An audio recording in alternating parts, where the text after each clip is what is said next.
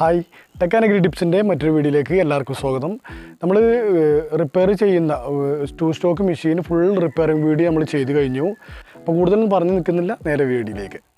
അപ്പോൾ നമ്മൾ play wheel കറക്റ്റായിട്ട് അതിൽ വെച്ചു. ഇനി പ്ലേ വീലിൻ്റെ ഒരു കേസ് ഉണ്ടായിരുന്നു, ആ കേസ് കൂടി അതേപോലെ കറക്റ്റായിട്ട് വെക്കുക. ഇതിൽ ഗാസ്കറ്റ് വെക്കാനോ പശ വെക്കാനോ അങ്ങനെയുള്ള കാര്യങ്ങളൊന്നും ഇല്ലാത്തതുകൊണ്ട് നമുക്കിത് ഇതിൽ ഫിറ്റ് ചെയ്യാം. കണ്ടോ, ഇതിൽ കറക്റ്റായിട്ട് ഇതിൽ ഫിറ്റ് ചെയ്ത് വെച്ചിട്ടുണ്ട്. ഇനി നമ്മൾ ഇതിൽ നിന്ന് അഴിച്ചെടുത്തിട്ടുള്ള സ്ക്രൂ ഫിറ്റ് ചെയ്യാം. കേസ് വെച്ചതിന് ശേഷം അതേപോലെ തന്നെ ഈ സ്ക്രൂ എല്ലാം കറക്റ്റായിട്ട് ടൈറ്റ് ചെയ്തിടണം. ഓരോ ഭാഗം ഫിറ്റ് ചെയ്യുമ്പോഴും അതിൻ്റേതായ രീതിയിൽ എല്ലാം കറക്റ്റായിട്ട് നല്ല ടൈറ്റ് ആവുക എന്നുള്ളത് ഇത് പ്രധാന ഘടകം തന്നെയാണ്. അതിലൊരു വിട്ടുവീഴ്ചയും വരുത്താൻ പാടില്ല. അപ്പോൾ നമ്മൾ ഫിറ്റിങ്ങിൽ പ്ലേ വീൽ കേസും കറക്റ്റായിട്ട് ടൈറ്റാക്കി വെച്ചിട്ടുണ്ട്. ഇനി അടുത്ത ഭാഗം ഇനി ഫിറ്റ് ചെയ്യാനുള്ളതെന്ന് പറഞ്ഞത് നമ്മളെ ക്ലച്ച് അതേപോലെ തന്നെ സ്റ്റാർട്ടിങ് പുള്ളി അത് ഫിറ്റ് ചെയ്യണമെങ്കിൽ ആദ്യം എന്താ ചെയ്യേണ്ടതെന്ന് വെച്ചാൽ കാണിച്ചു തരാം. ഇതിവിടെ നമ്മൾ നേരത്തെ പ്ലേ വീലൊക്കെ അയക്കുന്ന സമയത്ത് ക്ലച്ച് ഫിറ്റ് ചെയ്യുന്നതിന് മുമ്പായിട്ട് ക്ലിയർ ആയിട്ട് നിൽക്കാൻ വേണ്ടിയിട്ട് നമ്മൾ എന്തൊക്കെ ചെയ്യാറുണ്ട്, ഒരു സ്ക്രൂ ഇവിടെ ഇട്ട് ടൈറ്റ് ആക്കാറുണ്ട്. പ്ലേ വീലിൽ വന്നിട്ട് ചെറിയ രീതിയിലൊന്ന് ടൈറ്റായി നിന്നാൽ മതി കേട്ടോ. അതുകൊണ്ട് ഇതിൽ എല്ലാ സമയത്ത് പറയാറുണ്ട്. രണ്ട് സ്ക്രൂവും പ്ലേ വീലിലൊന്ന് ചെറിയ രീതിയിൽ ഒന്ന് ടൈറ്റായി കഴിഞ്ഞാൽ നമുക്കിവിടെ ചെയ്യേണ്ടത് ക്ലച്ചാണ്. ക്ലച്ച് നിങ്ങൾ ഈ ക്ലച്ച് കണ്ടിട്ടുണ്ടാവും, 15 രൂപയ്ക്ക് ഒരു ക്ലച്ച് എന്ന് പറഞ്ഞ വീഡിയോ ചെയ്തിട്ടുണ്ടായിരുന്നു. ആ ക്ലച്ചാണിത്, കുറേ കാലങ്ങളായിട്ട് ഉപയോഗിച്ചു, നല്ല ഈട് നിൽക്കുന്നുണ്ട്. നമ്മൾ ഇതിൻ്റെ താഴെയായിട്ട് ഒരു ചെറിയ വാഷർ വരുന്നുണ്ട്. ഉണ്ടോ, ഇവിടെ ഒരു വാഷറുണ്ട്, അതേപോലെ തന്നെ ഇതിലും ഒരു വാഷറുണ്ട്. വാഷർ വെച്ചതിന് ശേഷം ഇതേപോലെ നമുക്കറിയാം ഈ ആരോ മാർക്കുള്ള ഭാഗം, ഈ HL എന്ന് എഴുതിയ ഭാഗങ്ങളാണ് മുകളിൽ വെക്കേണ്ടത്. അത് നമ്മൾ മുകളിൽ വെച്ചിട്ട് മേൾഭാഗത്തും ഓരോ വാഷറുണ്ട്, അതും ഇട്ട് കൊടുക്കുക. അതിൻ്റെ സ്ക്രൂ അതും രണ്ട് ഭാഗത്ത് കറക്റ്റായിട്ട് വെച്ച് കൊടുക്കുക.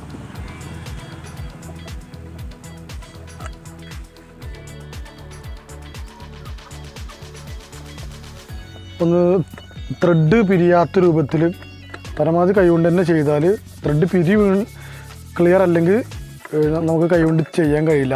പരമാവധി താഴെ വരെ കൈകൊണ്ട് തന്നെ ചെയ്യുകയാണെങ്കിൽ അത്രയും നല്ലതാവും. എന്നാൽ ത്രെഡ് എവിടെയും പോകാൻ സാധ്യത ഉണ്ടാവില്ല. ഇതങ്ങനെ ആയിക്കഴിഞ്ഞാൽ താഴെ എത്തിക്കഴിഞ്ഞാൽ സ്പാനർ ഉപയോഗിച്ചിട്ട് ഒന്ന് ടൈറ്റ് ചെയ്യാം. നല്ല പോലെ ടൈറ്റ് ചെയ്യണം കേട്ടോ. വർക്ക് ചെയ്യുന്ന സമയത്ത് ഒരു ലൂസാകാത്ത രൂപത്തിൽ ടൈറ്റ് ചെയ്യുക.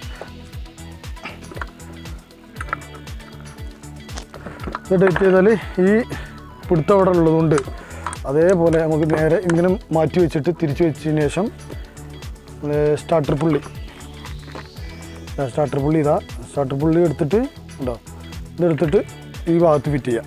സ്റ്റാർട്ടർ പുള്ളി ചെയ്യുന്ന സമയത്ത് നല്ല കറക്റ്റായിട്ട് തന്നെ ടൈറ്റാക്കുക. നമ്മൾ അഴിച്ച് കഴിഞ്ഞാൽ അഴിക്കുന്നു നല്ലതിൽ വലിയ വിഷയം, ടൈറ്റിങ് കറക്റ്റാക്കുക എന്നുള്ളതാണ്.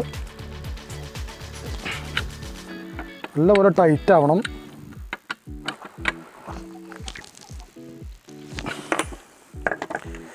അത്യാവശ്യം ടൈറ്റായിട്ടുണ്ട്. ഇനി ഫിറ്റ് ചെയ്യാൻ പോകുന്നത് നമ്മൾ ഫ്യൂവൽ ടാങ്കും ബാക്കി കാര്യങ്ങളൊക്കെയാണ്. എന്നിട്ടാണ് സിലിണ്ടർ ഫിറ്റ് ചെയ്യാൻ പോകുന്നത്. അപ്പോൾ ആദ്യം നമുക്ക് ചെയ്യാനുള്ളത് ടാങ്ക് സെറ്റാണ്. ടാങ്ക് സെറ്റ് ചെയ്യുന്ന സമയത്ത് ഞാൻ നിങ്ങളോട് പറഞ്ഞിട്ടുണ്ടായിരുന്നു ശ്രദ്ധിക്കാനുള്ള കുറേ ഭാഗങ്ങൾ. അതിൻ്റെ സ്റ്റാൻഡ് എടുക്കുക, അതുപോലെ തന്നെ ഇതേപോലെ ഇവിടെ ഒരു ഗാഡി ഉണ്ട്, ഇവിടെ ഒരു ചെറിയൊരു ഇത് നിൽക്കാനുള്ള ഭാഗമൊക്കെ ഉണ്ട്, അതിലേക്ക് കയറ്റി വെച്ചിട്ട് ഇതിന് നമ്മൾ അയക്കുന്ന സമയത്ത് കണ്ടതാണ് ഇങ്ങനെ ഒരു വാഷർ. ഈ ഭാഗത്ത് വരുന്ന വാഷർ അത് ആദ്യം നമുക്ക് ഇതിൽ വെക്കേണ്ടത് അതിനായിട്ടുള്ളൊരു ഹോളുണ്ട് ഈ ഇതിന് വെക്കാനുള്ള. അതുണ്ടോ, ഇതിൽ രണ്ട് ഭാഗത്ത് വെക്കണം, അല്ലെങ്കിൽ അത് ടാങ്കിൻ്റെ ഉള്ളിൽ ടൈറ്റായി കടന്ന് പ്രശ്നമാവാതിരിക്കാൻ വേണ്ടിയിട്ടാണ് അങ്ങനെ സംവിധാനം അതിൽ ചെയ്തിട്ടുള്ളത്. ഇത് നേരെ അതിലേക്ക് തന്നെ വെക്കുക. വെച്ച് കൊടുത്തിട്ട് അതിൽ 2 സ്ക്രൂ ഉണ്ട്, ആ സ്ക്രൂ നമുക്ക് ആദ്യം കൊടുക്കണം.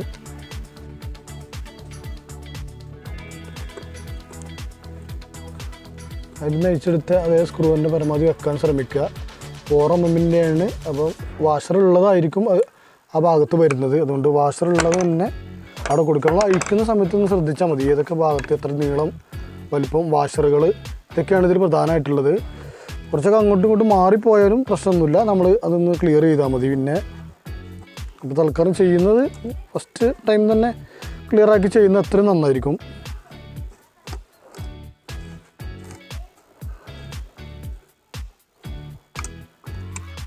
ഇപ്പോൾ ടാങ്ക് ഫിറ്റ് ചെയ്ത് കഴിഞ്ഞ് ഇനി നമ്മൾ ഈ സ്റ്റാർട്ടർ ഇവിടെ ഫിറ്റ് ചെയ്യണം. സ്റ്റാർട്ടർ ഫിറ്റ് ചെയ്യാനും നേരത്തെ പറഞ്ഞ പോലെ തന്നെ ഇവിടെ കാര്യം പറഞ്ഞിട്ടുണ്ടായിരുന്നു, ഈ ടാങ്ക് കവർ ഫിറ്റ് ചെയ്ത് കഴിഞ്ഞിട്ടാണ് ഇത് വെക്കേണ്ടത്.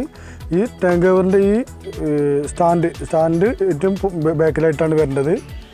അപ്പം ഇതിനുള്ളിൽ കൂടി വെച്ചിട്ട് ഞാനിത് ഫിറ്റ് ചെയ്യാം. അപ്പോൾ ഇത് ഇത്ര റിസ്ക് എടുത്ത് ഇടാനുണ്ടായ കാരണം ഈ സ്റ്റാൻഡ് കുറച്ച് ബെൻഡായി കിടന്നുകൊണ്ടാണ് ഇത്രയും റിസ്ക് ആയത്. അപ്പോൾ ഏതായാലും ഇത് ഇട്ട് കഴിഞ്ഞിട്ടുണ്ട്. അപ്പോൾ ഇതിൽ നോക്കാനുള്ളത് 2 ഗാഡി പോലുള്ള ഓരോ ഈ സ്റ്റാർട്ടറിൽ ഓരോ പോയിന്റുകൾ വന്ന് നിൽക്കുന്നുണ്ടാവും. അതേപോലെ തന്നെ ആ പോയിന്റ് വന്ന് നിൽക്കാനുള്ള ഒരു കുഴി ഉണ്ടാവും. അതിലേക്ക് കറക്റ്റ് ആക്കി ഇടണം. ഇട്ട് കഴിഞ്ഞാൽ പിന്നെ ടെൻഷനൊന്നുമില്ല, അത് കറക്റ്റായി കിട്ടും. ഉണ്ടോ? ഇപ്പോൾ വർക്ക് ചെയ്യുന്നുണ്ട്, ഓക്കെയാണ്.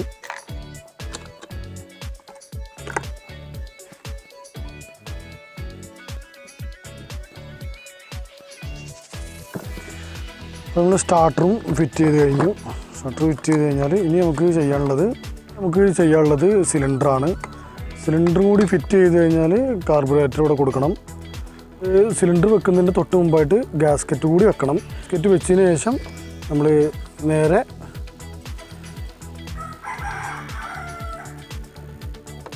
ഉണ്ടോ ഈ ആരോ മാർക്കുള്ള ഭാഗം ഈ സൈലൻസർ വരുന്ന ഭാഗത്തേക്ക് തന്നെ കറക്റ്റാക്കി വെച്ചതിന് ശേഷം നേരെ ഫിറ്റ് ചെയ്യുക. ഫിറ്റ് ചെയ്യുമ്പോൾ പതുക്കെ ഇത് വെക്കാൻ ശ്രമിക്കണം. അതുപോലെ ശ്രദ്ധിച്ചില്ലെങ്കിൽ പിസ്റ്റൺ റിങ്സിന് കംപ്ലൈൻറ്റ് വരും, പൊട്ടാൻ തന്നെ സാധ്യതയുണ്ട്. അപ്പം അത് നല്ലപോലെ ശ്രദ്ധിക്കണം. ഈ പുള്ളിയിലല്ലേ എന്ന് കറക്റ്റ് വരുത്തണം. ഇങ്ങനെ ഇതിന് ജോയിൻറ്റ് വരുന്ന സ്ഥലത്തുള്ള ഈ പുള്ളി ഞാൻ പറഞ്ഞു, ആ പുള്ളിയൊക്കെ കറക്റ്റാക്കിയതിന് ശേഷം ഉള്ളിൽ പതുക്കെ ഇറക്കി കൊടുക്കണം.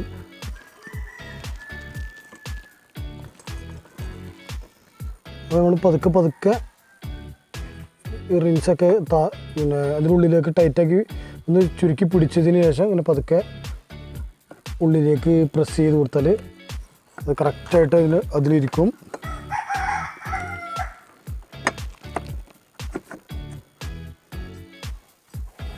കറക്റ്റായിട്ട് അതിൽ കയറിയിട്ടുണ്ട്. ഇനി നമ്മൾ ഇതിൻ്റെ സ്ക്രൂ എല്ലാം വെച്ച് കറക്റ്റായിട്ട് ടൈറ്റ് ചെയ്ത് കൊടുക്കണം.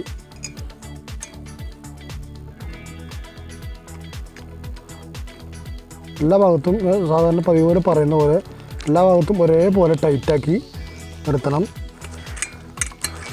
അപ്പോൾ നമ്മൾ സിലിണ്ടറൊക്കെ നല്ലപോലെ എല്ലാ ഭാഗവും ഒരേപോലെ നല്ല ടൈറ്റാക്കിയിട്ടുണ്ട്.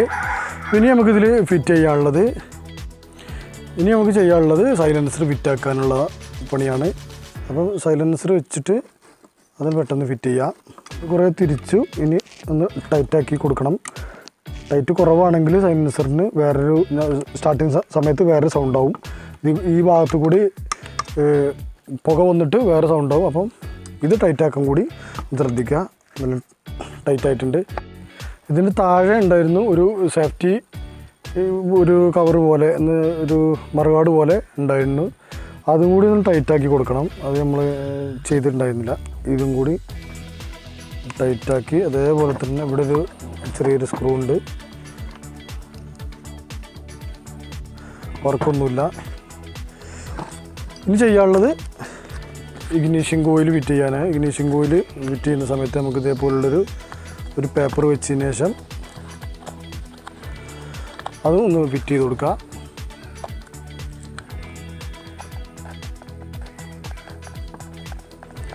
ഇഗ്നീഷ്യൻ കോയിൽ ഫിറ്റ് ചെയ്യുമ്പോൾ ഞാൻ നേരത്തെ പറഞ്ഞിട്ടുണ്ടായിരുന്നു, ഒരു ചെറിയൊരു വിസിറ്റിംഗ് കാർഡ് പോലുള്ളത് എന്തെങ്കിലുമൊക്കെ വെച്ച് കൊടുത്തിട്ട് ചെയ്യുകയാണെങ്കിൽ അത് നല്ല കറക്റ്റായിട്ട് വരും. നല്ല ടൈറ്റാക്കുന്നതിന് മുമ്പ് ഇത് മാറ്റിയിട്ട് വർക്കാണോ എന്ന് ഒന്ന് ചെക്ക് ചെയ്തതിന് ശേഷം ടൈറ്റാക്കി കൊടുക്കുക. ശരിക്കും ഒന്ന് ടൈറ്റാക്കി കൊടുക്കുക. ഉണ്ടോ, എവിടെയും തട്ടുന്നില്ല. അങ്ങനെ ഇതിൽ ഉരസിയിട്ട് കംപ്ലൈൻറ്റ് വരും. അതുകൊണ്ട് അതില്ലാന്ന് ഉറപ്പ് വരുത്തുക. പ്രശ്നങ്ങളൊന്നുമില്ല. നമ്മൾ ചെയ്യേണ്ടത് പ്ലഗ്ഗാണ്. പ്ലഗിന് കൂടുതലൊന്നും സംഭവിക്കാത്തതുകൊണ്ട് പ്ലഗ് നമ്മൾ ഫിറ്റ് ചെയ്യാൻ പോവാണ്. നല്ലപോലെ ടൈറ്റാക്കിയിട്ട്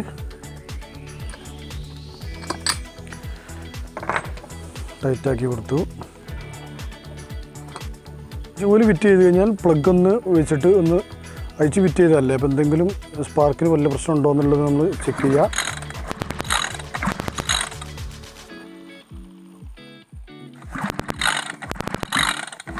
സ്പാർക്ക് കറക്റ്റായിട്ട് കിട്ടുന്നുണ്ട്.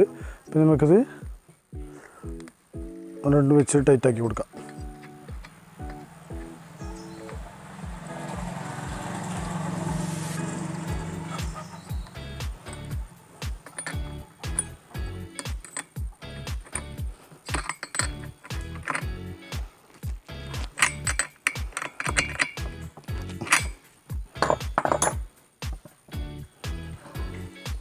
നമുക്ക് അടുത്ത് ചെയ്യാനുള്ളത് കാർബറേറ്ററാണ് ഫിറ്റ് ചെയ്യാനുള്ളത്.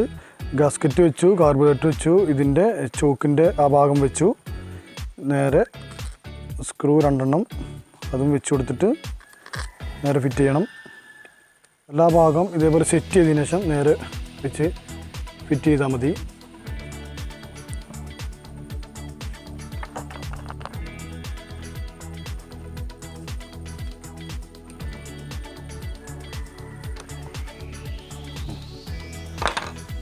ഇതിൻ്റെ എയർ ഫിൽറ്ററും കൂടി ഒന്ന് ഇതിൽ വെച്ച് കൊടുക്കണം.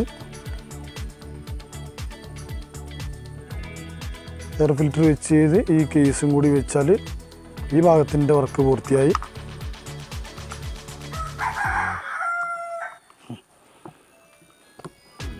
ഈ ഭാഗത്ത് എല്ലാം ഫിറ്റ് ചെയ്ത് കഴിഞ്ഞു. ഇനി കേസും നമ്മുടെ മുന്നിലുള്ള ഹൗസിംഗ് സെറ്റും കൂടി ഉണ്ട് ഫിറ്റ് ചെയ്യാൻ. അപ്പം അതും കൂടി ഉണ്ട് ഫിറ്റ് ചെയ്യുക.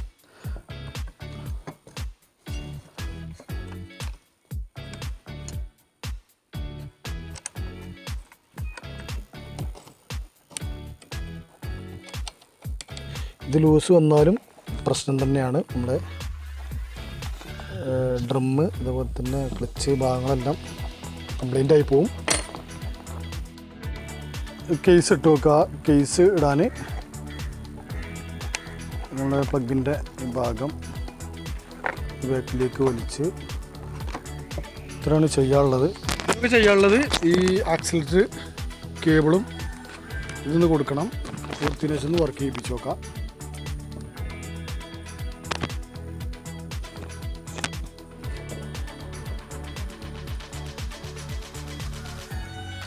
ആക്സിലറേറ്റർ കേബിൾ കൊടുക്കുന്ന പല വീഡിയോയിലും നിങ്ങൾ കണ്ടിട്ടുണ്ടാവും.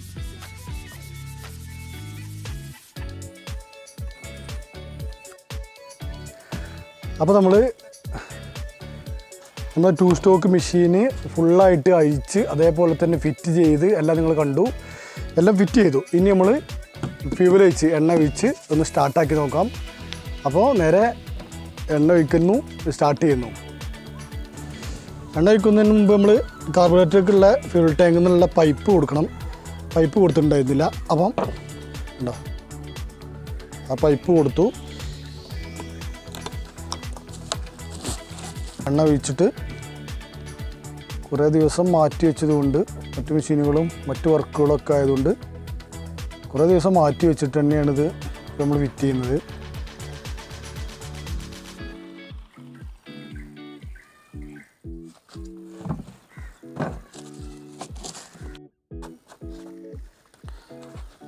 ഒന്ന് പമ്പ് ചെയ്ത് കൊടുത്തിട്ട്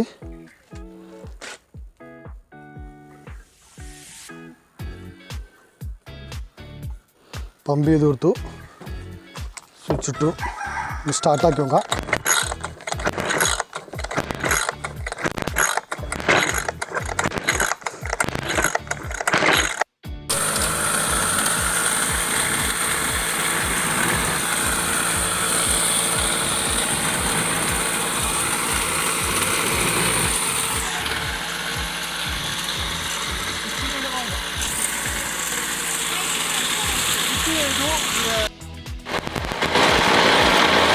അപ്പം ഒരുപാട് നേരം വലിച്ചതിന് ശേഷമാണ് സ്റ്റാർട്ടായത്. ഉണ്ടോ ക്ലച്ച് ഫിറ്റ് ചെയ്തെടുത്ത് എന്തോ ചെറിയൊരു മാറ്റമുണ്ട്. ബ്ലേഡ് വെറുതെ കറങ്ങിക്കൊണ്ടിരിക്കുകയാണ്. അപ്പോൾ അതൊന്ന് ചെക്ക് ചെയ്യണം. പിന്നെ ഒരു കുറച്ച് നേരം സ്റ്റാർട്ടിങ്ങിൽ ഇട്ടതിന് ശേഷം ആക്സിലറേറ്റർ കൂട്ടി നമുക്കൊന്ന് കറക്റ്റ് ചെയ്ത് നോക്കാം. നല്ലപോലെ